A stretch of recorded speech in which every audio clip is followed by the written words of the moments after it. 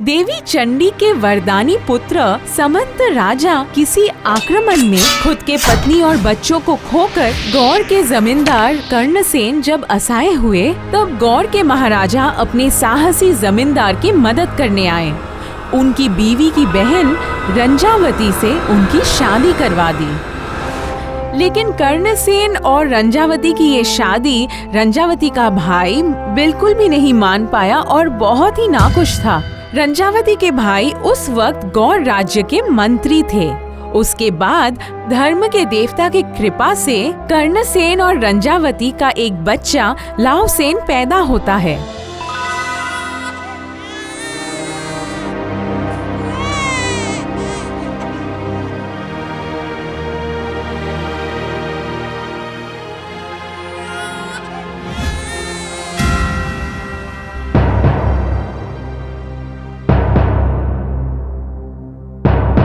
अरे अरे, ये क्या हुआ? कहाँ गया मेरा छोटा सा बच्चा? हाय हाय हाय, अब मैं क्या करूँगी? मेरा बच्चा कहाँ गया? ये क्या सर्वनाश हो गया? ऐसे कैसे हो सकता है? तुम शांत हो जाओ, मैं भी ढूंढ कर लाता हूँ उन्हें। मैं कहीं से भी ढूंढ कर लाऊंगा अपने बेटे को। हे धर्म के देवता, अब आप ही हमारी रक्षा कीजिए, रक्षा कीजिए। आप इस तरह मुझसे मेरा बच्चा नहीं छीन सकते।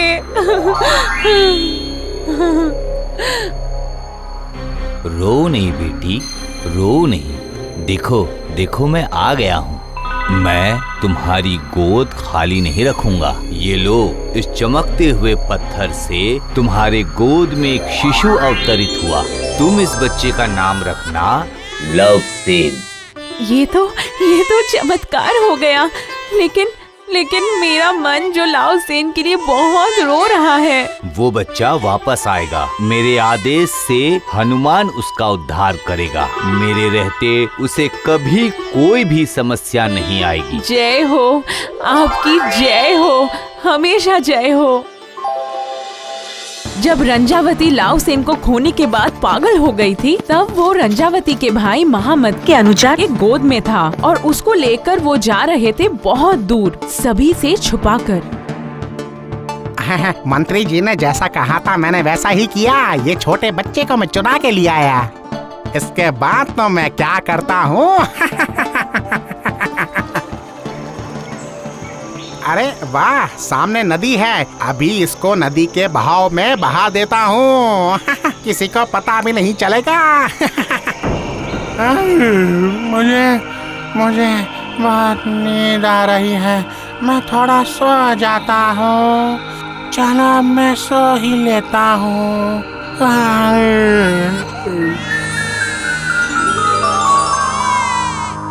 धर्म ठाकुर की माया से मंत्री का ये अनुचर सो गया है। अब मैं इस बच्चे को इसके माँ के पास लौटा दूंगा। हाँ।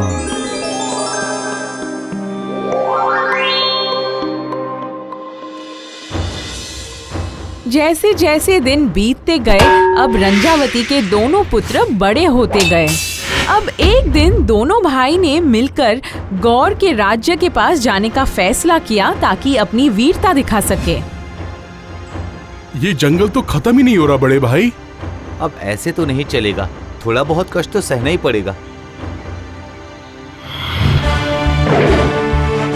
भैया संभल के।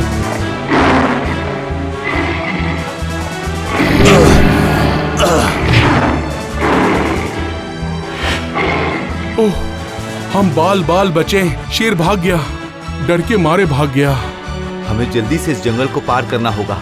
लेकिन जंगल को पार करने से पहले हमें नदी पार करनी होगी। पता नहीं है नदी में अब कौन सी मुसीबत आने वाली है। वो समस्या भी हल कर लेंगे।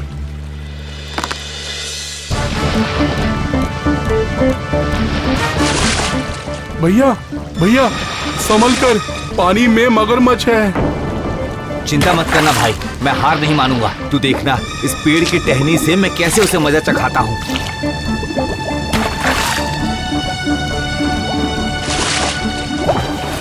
बहुत अच्छे, आपने मगरमच्छ को अच्छा सबक सिखाया और हमारी जान बचाई।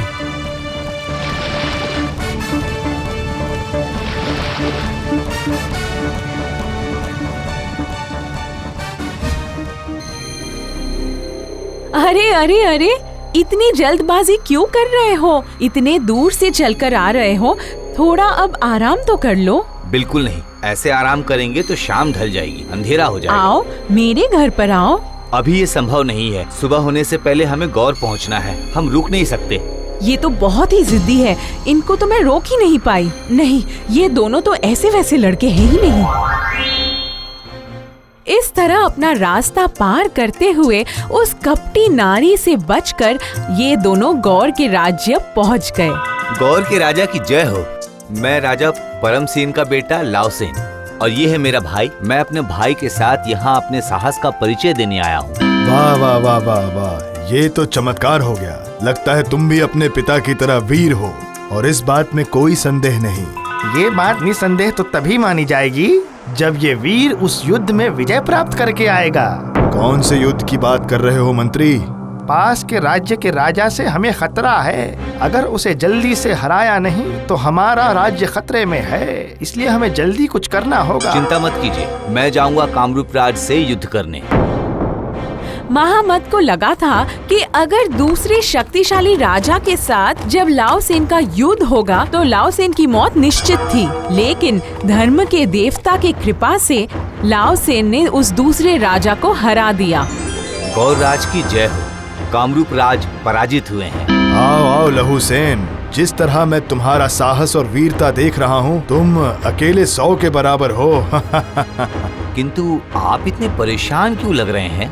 है कोई कारण तो है। इस वक्त मेरे पापों का घड़ा तो भर चुका है।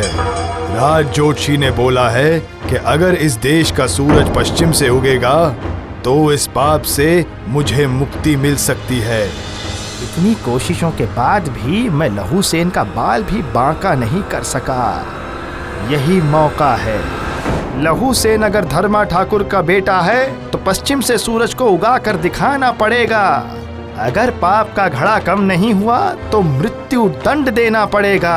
धर्म ठाकुर अगर मेरी सहायता करेंगे तो मैं इस असंभव को भी संभव कर दिखाऊंगा। इस बार लाओसेन पश्चिम में सूरज निकालने के उद्देश्य से हाकम्ब प्रदेश में पहुंचकर धर्म के देवता के तपस्या में बैठे। वो एक कठिन तपस्या थी।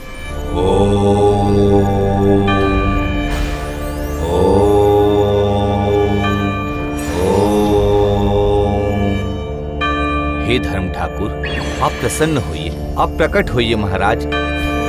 इसी तरह धीरे धीरे दिन कटते गए।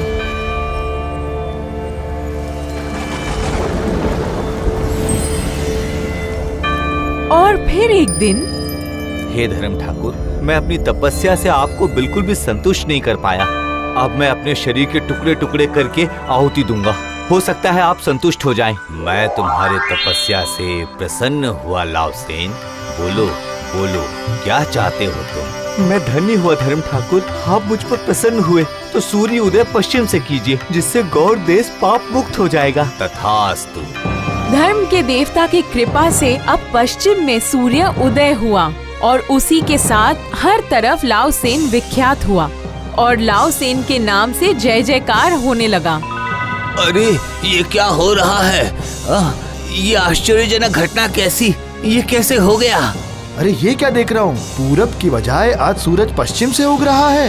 ये तो लाओसेन की तपस्या का फल है। हाँ, धर्म ठाकुर को संतुष्ट करने के बाद ही ये असंभव से संभव हो पाया है। हाँ, तो और क्या? बोलिए, लाओसेन की जय, लाओसेन की जय, जय लाओसेन की जय हो, जय धर्म ठाकुर की, धर्म ठाकुर की जय, लाओसेन की जय। अरे ये क्या बात है? सूरज पश्चिम से उग रहा है। लवसेन ने असंभव को भी संभव कर दिखाया। आज से हमारा ये राज्य पाप मुक्त हो जाएगा। इस बार भी मैं लहूसेन को कोई हानि नहीं पहुंचा सकता। अब मैं क्या करूं?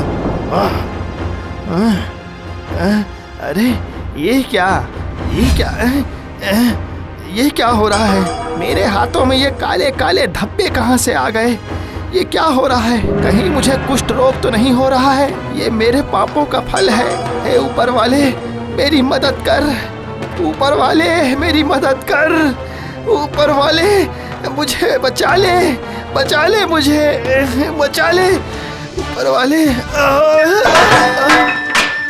अपनी गलतियों के कारण धर्म के देवता के श्राप से महामत को कुष्ठ रोग हो गया। लेकिन कुछ दिन बाद लाओ सेन ने धर्म के देवता की तपस्या की ताकि उनको ठीक कर पाए। धीरे धीरे लाओ सेन के साथ साथ धर्म के देवता भी विख्यात हो गए।